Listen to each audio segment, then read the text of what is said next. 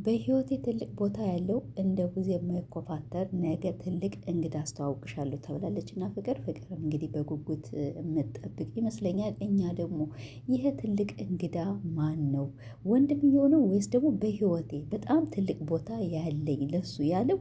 እኛም እንግዲህ መቼም አንዳንዴ የመዳምን ቅመሞች የዋህ ጅል ምንም የማናውቅ እኮ ነው የሚመስላቸው ማለት ነው። ፍቅር ደግሞ የአብርሽን ቤተሰብ አንድ ባንድ ታውቃቸዋለች። እኔ ቡዜን ተወቃት አተወቃት ምንም ነገር የማውቀው ነገር የለኝም። ግን አብርሽ ለፍቅር በጉጉት እንድትጠብቅ በህይወቴ ትልቅ ቦታ ያለው እንደ ቡዜ የማይኮፋተር ያለው እንግዲህ ማን ነው? ልዑልም መሆን አለበት ማለት ነው። ፍቅርም እንግዲህ ማን ይሆን ወንድምህ ነው ወይስ ማን ነው ብላ እሷም እንግዲህ በጉጉት የምጠብቅ ይመስለኛል። ሁላችሁም እንግዲህ ዛሬ ያው አንድ ሰው እንዳይቀር ብሎ አብርሽ ጥሪ አድርጓል። ፍቅር ደግሞ ማን ነው ማን ይሆን ብላ እንግዲህ ያው በእንቅልፍ ማጣቷም አይቀርም ማለት ነው። አያችሁ እኛ እንበልጣቸዋለን ማለት ነው። መቼም አንድ ሰው በህይወቱ ትልቅ ቦታ ያለው የማይኮፋተር ያው ህፃን ልጅ ነው አይኮፋተርም ምንም አይልም። ያው ብዙ ተቆጥታለች ማለት ነው። እና እሱ እንግዲህ ልዑል ማለት ነው ማለት ነው። ልዑልዬ ደግሞ እንግዲህ ከዚህ ላይ እንደምታዩት አድጓል። ፍቅርም ይህን ያገኘሁት በነገራችን ላይ ቲክቶክ ላይ ነው ማለት ነው። ፍቅር አቅፈው አግኝቸው ነው። እና ዛሬ እንግዲህ ፍቅርና ልዑል ይገናኛሉ። አብርሽ ማለት ነው እኛን ጅል አድርገህን እኛም ማናስብ አድርገህን ወዲያው ነው በህይወት ትልቅ ቦታ ያለው እንደ ጊዜው የማይኮፋተር ስትል ይሄማ ልዑል መሆን ይሄማ ልዑል መሆን አለበት ብለን ወዲያውን የገመትነ እንደናንተ ናችሁ ጅሎች ማለት ነው። የምታወሩትን የማታውቁ። ሰላም ወንድና የተከበራችሁ እንዴት ናችሁ? እኔ ደህና ነኝ አልሐምዱሊላህ።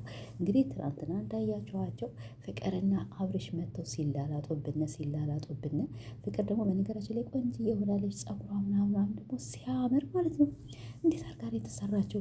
እና ፀጉሯም እንግዲህ እኔና ፍቅር የፀጉር ቅባት አንድ ላይ እየሰራ ነው። ለማስታወቂያ ምናምን ነገር ሳይሰሩ አይቀሩም መሰለኝ።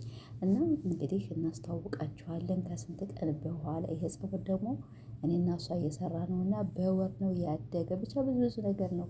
ወይኔ መላላጥ ግን ምን ይሰራላችኋል? መላላጥ ምን ይሰራላችኋል? ቪዲዮ ይዛችሁ በኋላ ማለት ነው። እና ቡዜም እንግዲህ መጣች። ቡዜም ፍቅርን እንደምታገኛት አታውቅም። ፍቅርም ቡዜን እንደምታገኛት አታውቅም ማለት ነው። እና እንግዲህ ቡዜም መጣች።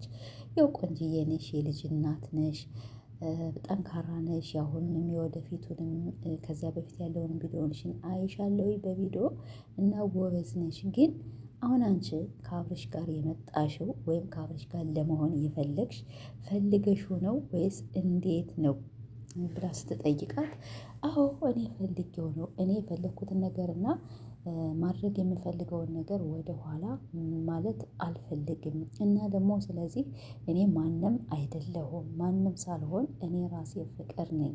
ስለዚህ አብርሽን ደግሞ እንግዲህ ሲንግል ሆኖ ነው ያገኘሁት። አሁንም ከስንት አመት በፊትም መጀመሪያም የኔ ነበረ። አሁንም እንግዲህ በመሃላችን ጋብ ምናምን ነገር ተፈጠረ። ከዛ ተለያየነ። አሁን ደግሞ እሱም ሲንግል ሆነ፣ እኔም ሲንግል ነኝ። አብረን ተገናኘነ። ከበፊትም የኔ ነበረ።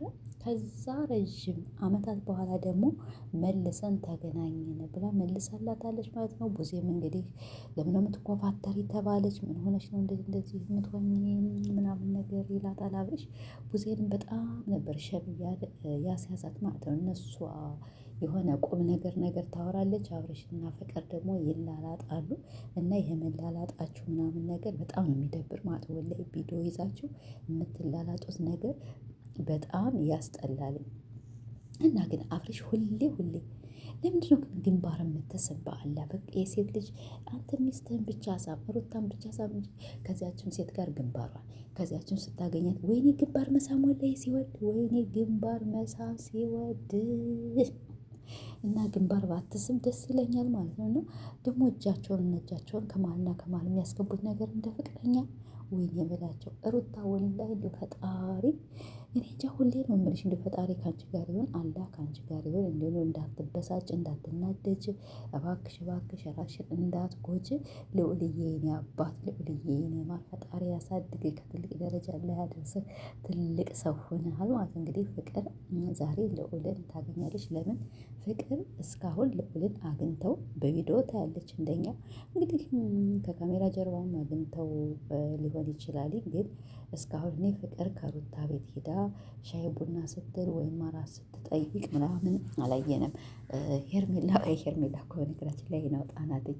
ሄርሜላ ግን ሄዳ በዚያ ጋብ መሀልም እንትን ብላለች ጠይቃታለች ማለት ነው። እና ስለዚህ እንግዲህ ዛሬ ፍቅር ልዑሌን ታገኛለች። አብርሽ መቼም በቀኝም አልፍ በግራም አልፍ ከሰማይም ወረድ ከምድርም ወጣ ከሩታ ጋር የማትገናኝበት መቼም የምትገናኝበት ማለት በቃ ሩታ የማያገኝበት እንትን የለም መንገድ የለም ማለት ነው። አሁን እንግዲህ ሩታንም ሄርሜላንም አልፈልግም ብሎ ዛሬ ለልጁ ሲል ማለት ነው በምን ቪዲዮ ይስሩ ለልጁ ሲል ፍቅርን እና ልዑልን ለማስተዋወቅ ከሩታ እንግዲህ መንጭቆ ወደ ፍቅር ያመጣል ማለት ነው። እንግዲህ ልዑል ፍቅርም ያው ሰርፕራይዝ ትሆናለች። ውይ ልዑልዬ ፍቅርን ደግሞ ስታገኝ እንዴት ትሆን ይሆን እንግዲህ እሷ ናት እናትህ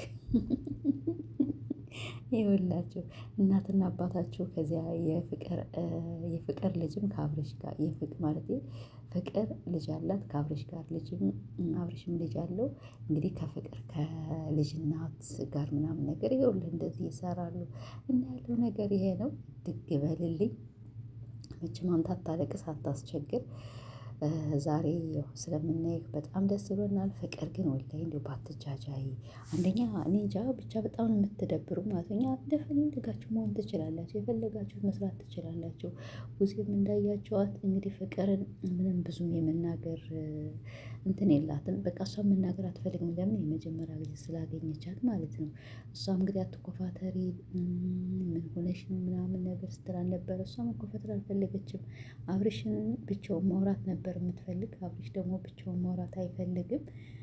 እና ያለው ነገር ቤተሰቦች ይሄ ነው። ዛሬ እንግዲህ ሁላችንም እንደው ብዙዎች አልገመታችሁ ይሆናል፣ ግን እኛ አስቀድመን ማለት ነው ወዲያውን በህይወቴ ትልቅ ቦታ ያለው እንደ ውዜ የማይኮፋተር በጣም ትልቅ ቦታ ያለው በጣም የምወደው የማከብረው ትልቅ እንግዳ እንግዲህ ትልቅ እንግዳ ማለት ልዑል ነው። አንዳንዴ ህፃን ልጆች ትልቅ እንግዳዎች ናቸው። ለምን ብትሉ በቃ በእኛ እንትን ነው የሚኖሩ። እኛ ስናነሳቸው ስናበላቸው ምን ስንላቸው እና እነሱ ስጡን እንብላ እንጠጣ ምናምን አይሉና ህፃን ልጆች ለእኛ እንግዳ ናቸው።